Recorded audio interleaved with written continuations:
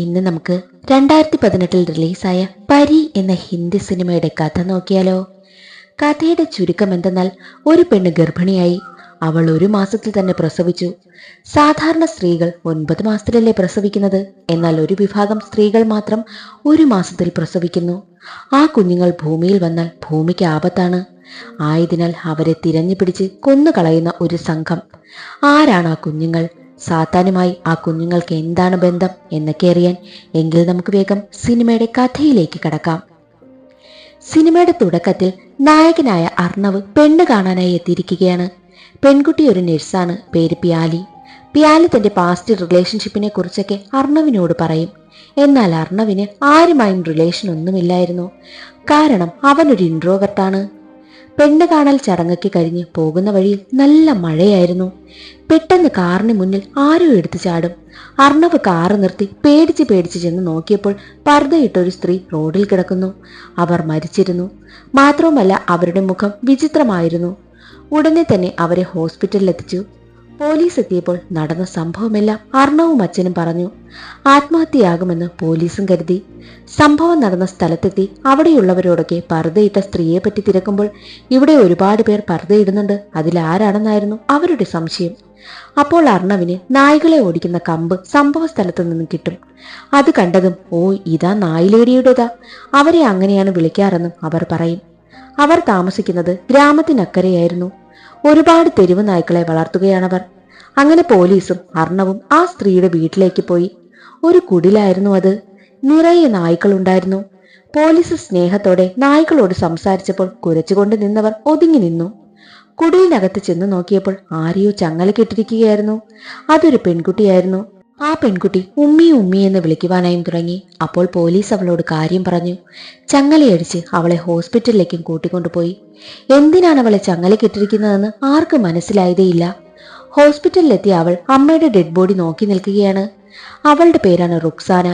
ഇവരെല്ലാം ചേർന്ന് എന്റെ ഉമ്മയെ എന്താ ചെയ്തത് എന്നവൾ ചോദിക്കുമ്പോൾ ഒന്നും ചെയ്തില്ല, ആക്സിഡന്റിൽ മരണപ്പെട്ടതാണെന്നും അർണവ് പറയും. ഹോസ്പിറ്റലിലെ ബാക്കിയുള്ള കാര്യങ്ങളെല്ലാം നോക്കിയത് അർണവായിരുന്നു. ആ സ്ത്രീയുടെ ഡെഡ് ബോഡി പോസ്റ്റ്മോർട്ടം ചെയ്യാനായി കൊണ്ടുപോയി. അർണവിനെ തിരികെ പോകുവാനായി അവന്റെ അമ്മ നിർബന്ധിച്ചപ്പോൾ, പാവമമ്മ ആ പെണ്ണ്, അവൾക്ക് ആരുമില്ലല്ലോ, ഞാൻ കൂടെ നിന്ന് എല്ലാം നോക്കിയിട്ട് വരാമെന്നും പറയും. പോസ്റ്റ്മോർട്ടം ചെയ്യുന്നത് സാഹു എന്നൊരാളായിരുന്നു. ആ സ്ത്രീയുടെ കയ്യിൽ ഒരു ചിഹ്നം കാണും. അത് കണ്ട് പേടിച്ച് സാഹു ഓടുകയാണ്. പുറത്തെത്തി ഒരാൾക്ക് കോള് ചെയ്യും. മോർച്ചറിയിൽ ഒരു ഡെഡ് ബോഡി വന്നിട്ടുണ്ട്, അതിന്റെ കയ്യിൽ ആ ഒരു ചിഹ്നം കണ്ടെന്ന് പറയുമ്പോൾ അയാളും ഷോക്കായി. അതിനുശേഷം കാസിം എന്നൊരു പ്രൊഫസറിനെ കാണിക്കുന്നു. പ്രൊഫസർ തന്റെ ചെറുമകന് ആഹാരം കൊടുക്കുകയായിരുന്നു. അപ്പോൾ ഒരു സ്റ്റുഡന്റ് ഒരു സ്ഥലത്ത് നിന്നും നിറയെ കുട്ടികളുടെ തലയോട് കിട്ടി. ജിന്ന് കൊന്നതെന്നൊക്കെയാ പറയുന്നത് എന്ന് പറയുമ്പോൾ കൊച്ചുമകന്റെ മുന്നിൽ വെച്ച് അത്തരം കാര്യം പറഞ്ഞതിൽ സ്റ്റുഡന്റിനെ പ്രൊഫസർ ഒന്ന് നോക്കും. അപ്പോൾ ആരാ ഈ ജിന്നെന്ന് കൊച്ചുമകൻ ചോദിക്കുമ്പോൾ, അത് നമ്മളെ ശല്യം ചെയ്യുന്ന ആളാണെന്ന് പ്രൊഫസർ പറയുന്നു. അതിനുശേഷം കണ്ണാടിയിൽ ചെന്ന് മുഖം നോക്കുകയാണ് പ്രൊഫസർ. പ്രൊഫസറിനൊരു കണ്ണില്ല, ഡമ്മി കണ്ണാണുള്ളത്. അതെങ്ങനെ സംഭവിച്ചെന്നാണ് കാണിക്കുന്നത്. ഈ പ്രൊഫസർ ഒരുപാട് ഗർഭിണി സ്ത്രീകളെ ഒരു സ്ഥലത്ത് പൂട്ടിയിട്ടിരിക്കുകയാണ്. എന്നിട്ട് അവരെയെല്ലാം ബാത്ത് ടബിൽ പ്രസവിപ്പിക്കും. ജനിക്കുന്ന കുഞ്ഞുങ്ങളെയെല്ലാം കൊന്നുകളയും. സ്ത്രീകളെല്ലാം എത്ര കെഞ്ചിയിട്ടും അയാൾ കേൾക്കില്ല. എന്നാൽ ഒരു സ്ത്രീ പ്രൊഫസറിന്റെ കയ്യിലിരുന്ന ചന്ദനത്തിരി കൊണ്ട് അയാളുടെ കണ്ണ് കുത്തി പൊട്ടിച്ചിട്ട് അവിടെ നിന്നും ഓടിപ്പോയി. കുറച്ച് സ്ത്രീകളും രക്ഷപ്പെട്ടോടി. അങ്ങനെയാണ് പ്രൊഫസറിന് കണ്ണ് നഷ്ടമായതും. മറ്റൊരു വശത്ത് റുക്സാനയുടെ അമ്മയുടെ ഡെഡ് ബോഡി സംസ്കരിക്കുവാനായി കൊണ്ടുപോവുകയായിരുന്നു. അവിടെ വെച്ച് റുക്സാനയെ കാണുകയാണ് സാഹു. മരിച്ചവരുടെ മകളാണ് റുക്സാന എന്നറിഞ്ഞ് അവളെ തന്നെ നോക്കുകയാണ് സാഹു.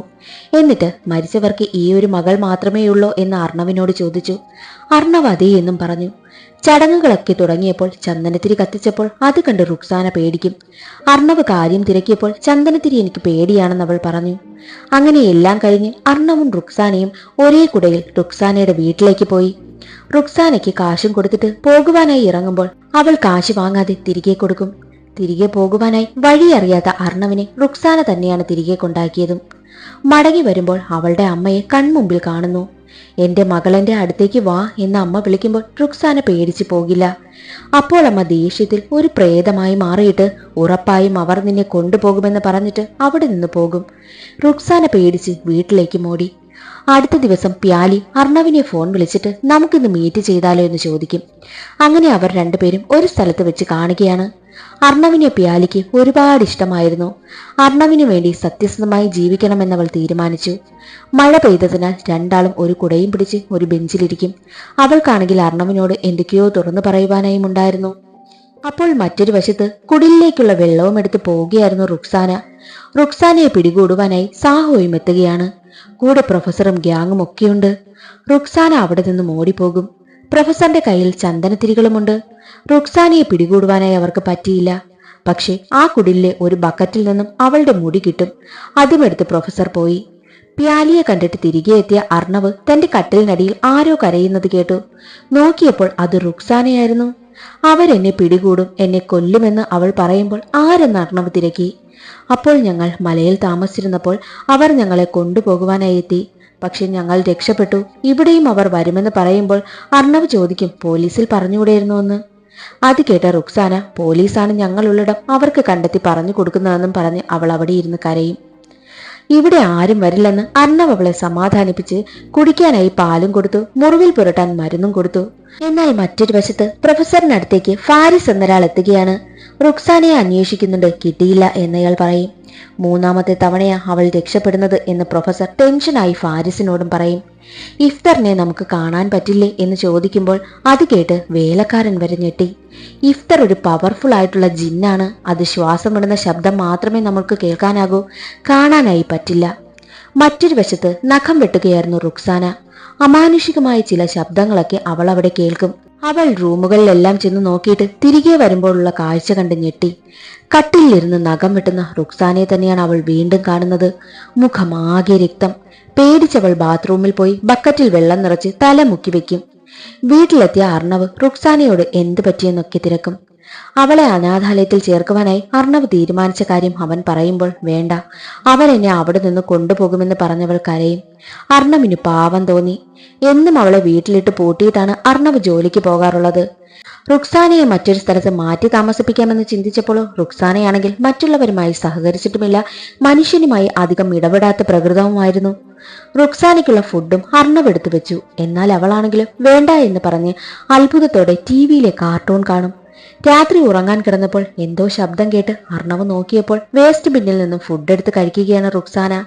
വിശക്കുന്നെന്ന് പറയുമ്പോൾ ഫ്രിഡ്ജിൽ നിന്നും അവൻ ആഹാരവും എടുത്തു നൽകും. റുക്സാനയ്ക്ക് ഒരു കാര്യവും ചെയ്യാൻ അറിയില്ല. ഫ്രിഡ്ജ്, TV ഒന്നും തന്നെ അവൾക്കറിയില്ലായിരുന്നു എന്ന് മനസ്സിലാക്കിയ അർണവ് അവളെ മറ്റൊരു സ്ഥലത്ത് മാറ്റി താമസിപ്പിച്ചാൽ ശരിയാകില്ല, പുറം നാടുമായി ഇവൾക്ക് ബന്ധമില്ലെന്നും അവന് മനസ്സിലാകും. റുക്സാനയ്ക്ക് TV കാണാനും പല്ല് തേക്കാനും ഫ്രിഡ്ജ് തുറക്കുന്ന കാര്യങ്ങളുമെല്ലാം അർണവ് പറഞ്ഞു കൊടുത്ത് പഠിപ്പിച്ചു. റുക്സാനയെ വീട്ടിൽ പൂട്ടിയിട്ടിട്ട് അർണവ് ജോലിക്കും പോയി. TV കണ്ട റുക്സാന റൊമാൻറ്റിക് സീൻ കാണുവാനിടയായി. അതിൽ പറഞ്ഞ ഐ ലവ് യു അർണവിനോട് പറയാനായി റുക്സാന പ്രാക്ടീസ് ചെയ്തു. വീട്ടിൽ അർണവ് എത്തിയതും റുക്സാനയാണെങ്കിലും റൂമിൽ കരഞ്ഞുകൊണ്ട് കയറിപ്പോകും. എന്താണ് സംഭവിക്കുന്നതെന്ന് അർണവിന് മനസ്സിലാകുന്നതേയില്ല. കാരണം അന്നാണ് അവൾ ആദ്യമായി വയസ്സറിയിച്ചതും. ബാൽക്കണിയിൽ നിൽക്കുകയായിരുന്ന അവൾ താഴെ നായയെ കണ്ട് പ്രേതത്തെ പോലെ പറന്ന് തറയിലിറങ്ങി. എന്നിട്ട് അതിനെ സ്നേഹത്തോടെ അടുത്ത് വിളിച്ചു. പെട്ടെന്നതിന്റെ കഴുത്ത് കടിച്ചു പറിച്ചു കൊന്നുകളഞ്ഞു. പ്രൊഫസർ ആണെങ്കിലോ ഒരു സ്ത്രീയെ റൂമിൽ അടച്ചു വെച്ചിരിക്കുകയാണ്. അവരുടെ ദേഹത്ത് പ്രേതമുണ്ട്. പ്രൊഫസർ അവരുടെ അടുത്തെത്തി എനിക്കൊരു പെണ്ണിനെ കണ്ടുപിടിച്ചു തരണമെന്ന് പറയുമ്പോൾ അതിന് സമ്മതിക്കണമെങ്കിൽ പകരം എനിക്കൊരു കുഞ്ഞു വേണം, അത് നിങ്ങളുടെ കുഞ്ഞിനെ എന്ന് പറഞ്ഞ് ആ സ്ത്രീ മുന്നോട്ട് വരുമ്പോൾ ചില മന്ത്രങ്ങളൊക്കെ പ്രൊഫസർ പറഞ്ഞതും അവർ റുക്സാനയുടെ അമ്മയെ പോലെയുള്ള ഒരു വിചിത്ര രൂപമായി മാറി മൂലയിലേക്ക് പോയിരുന്നു. റുക്സാനയുടെ മുടിയെടുത്ത് പ്രൊഫസർ ആ സ്ത്രീക്ക് നൽകിയപ്പോൾ ഇവൾ എവിടെയാണെന്ന് എനിക്കറിയാം. ഇവൾ ഇതുവരെ ചെറിയ കുട്ടിയായിരുന്നു, എന്നാൽ ഇപ്പോൾ വയസ്സറിയിച്ചിരിക്കുന്നു. ഇവൾ ഇപ്പോൾ ഒരു പയ്യനൊപ്പമാണ്. അവൾ അവനെ പ്രണയിച്ച് അവളുടെ ആവശ്യം നിറവേറ്റിയിട്ട് പോകുമെന്ന് പറയും. പ്രേതം റുക്സാന എവിടെയുണ്ടെന്ന് പറയുവാനായി കൂട്ടാക്കിയില്ല. പ്രൊഫസർ അവിടെ നിന്നും ഇറങ്ങിപ്പോയി. അർണവിന്റെ വീട്ടിലിരുന്ന് ചിത്രങ്ങളൊക്കെ വരയ്ക്കുകയായിരുന്നു റുക്സാന.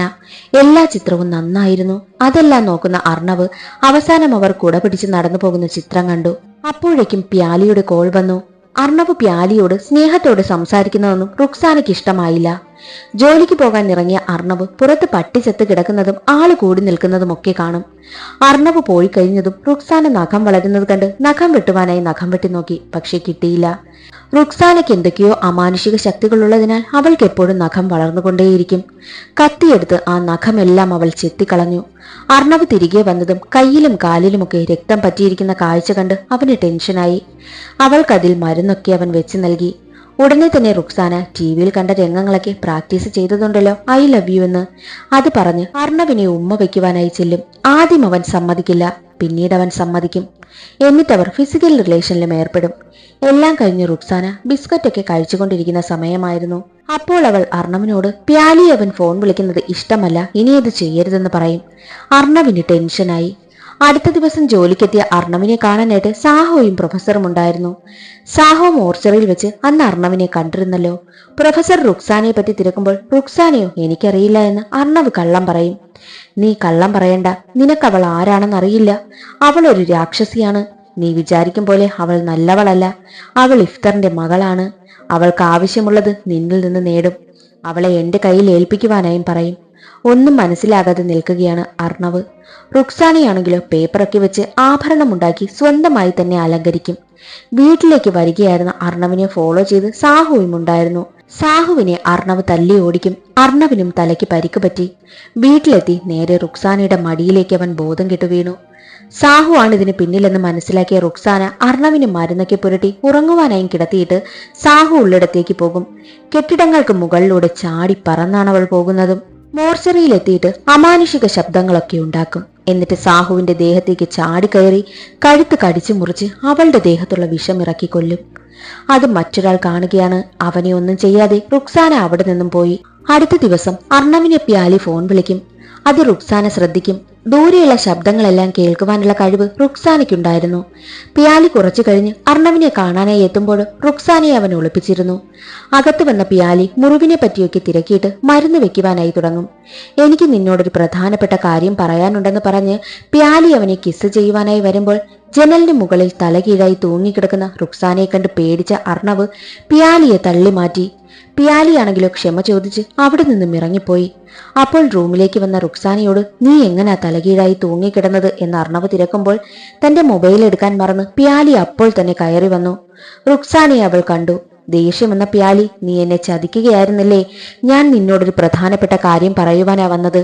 ഞാൻ നിന്നെ ഒരുപാട് സ്നേഹിച്ചിരുന്നു എന്ന് പറഞ്ഞ് അവിടെ നിന്ന് പോവുകയായിരുന്നു. ദേഷ്യം വന്ന അർണവ് റുക്സാനയെ വഴക്ക് പറയുമ്പോഴോ അവൾ അവന്റെ കഴുത്തിൽ പിടിച്ച് തൂക്കി നിർത്തി.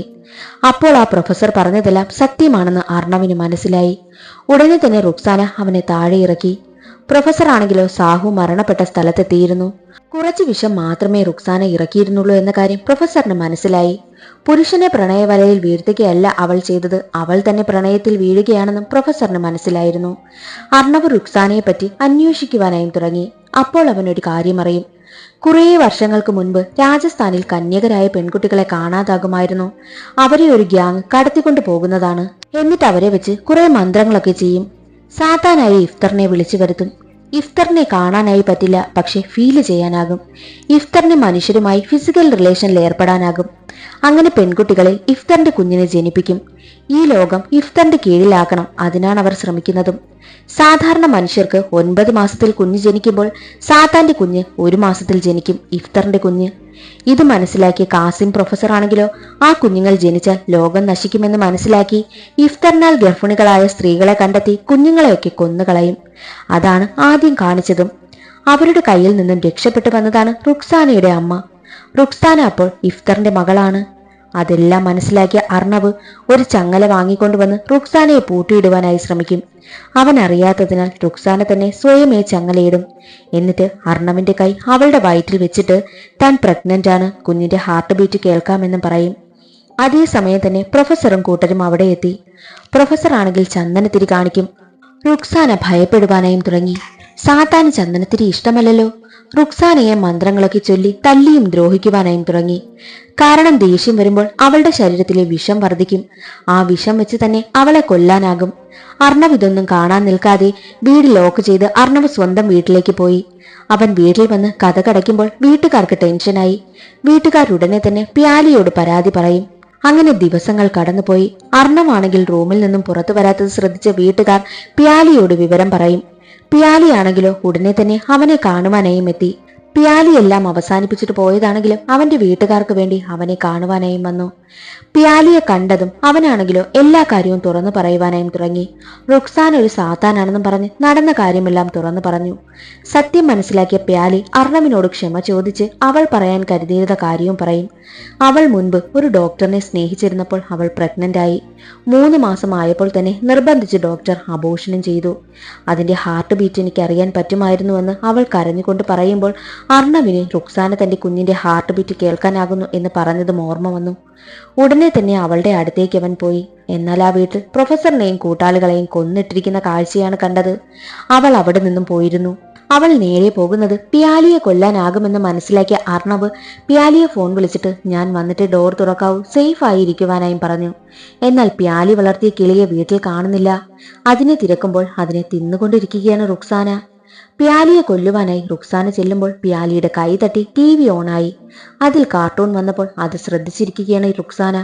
റുക്സാനയ്ക്ക് പെട്ടെന്ന് തന്നെ വയറുവേദനയും വന്നു. പ്യാലിക്കാണെങ്കിലോ അത് കണ്ടില്ലാന്ന് നടിക്കാനായും പറ്റിയില്ല. പ്യാലി പ്രസവമെടുത്തു. കുഞ്ഞിനെ വൃത്തിയാക്കി കൊണ്ടുവന്നപ്പോഴോ റുക്സാനയെ അവിടെ കാണുന്നില്ല. അവൾ പോയിരുന്നു. അർണവിനെ വിവരം അറിയിച്ചപ്പോൾ റുക്സാന പോയത് എവിടെയെന്ന് അവന് മനസ്സിലായി. അവളുടെ പഴയ വീട്ടിലേക്കായിരുന്നു പോയത്. അവിടെ ചെന്നപ്പോൾ റുക്സാന തന്റെ മുന്നിലേക്ക് വരരുതെന്ന് പറയും.